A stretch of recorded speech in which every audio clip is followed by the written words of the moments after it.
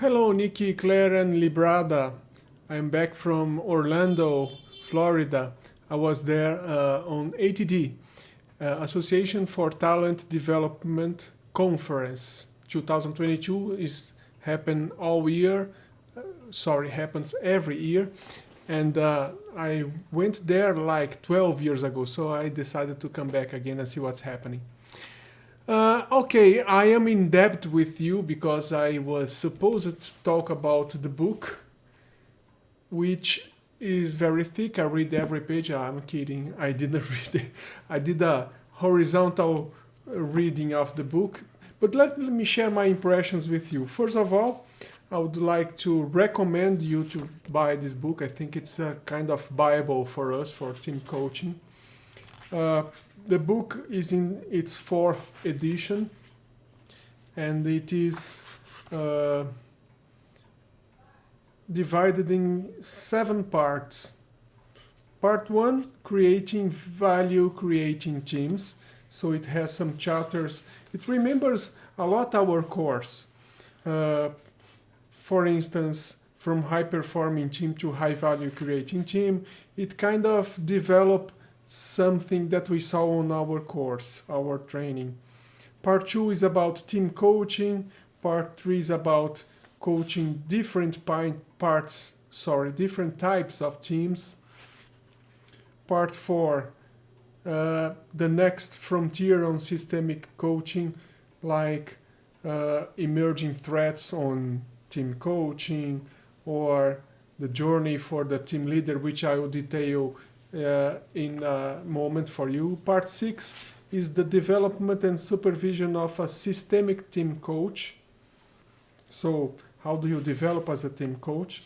And part 7 is my favorite one because it has approaches, methods, tools, and techniques, questionnaires. For instance, it have the 5 disciplines. How do we do each of them? Commissioning, clarifying, co-creating, connecting, and core learning. So I'm still reading parts of it that I found interesting, and one of them is about, I think what most calls my attention is the coaching journey, which I will share with you in a moment. Let me do it right now. So the coaching journey, I will try to explain to you because when I talk about it, it's something that it helps me to learn. I'm not bringing anything new, but maybe some thoughts from food for our thoughts. When I see and when I coach someone, now I'm starting to think about which level is that person now. Maybe he's or she's a team manager focusing developing one-on-ones. It has a group of individuals, not a team, which actually is happening right now with a coachee that I have. And I'm trying to bring him to the next session, which is thinking about the team as a collective group with collective goals, not only individual goals. So the KPIs are linked to the organizational and team objectives. The next level is the team orchestrator, which differentiates from the collective goals because now I have to connect the whole team with what is going outside the company, stakeholders, but also connecting the team inside.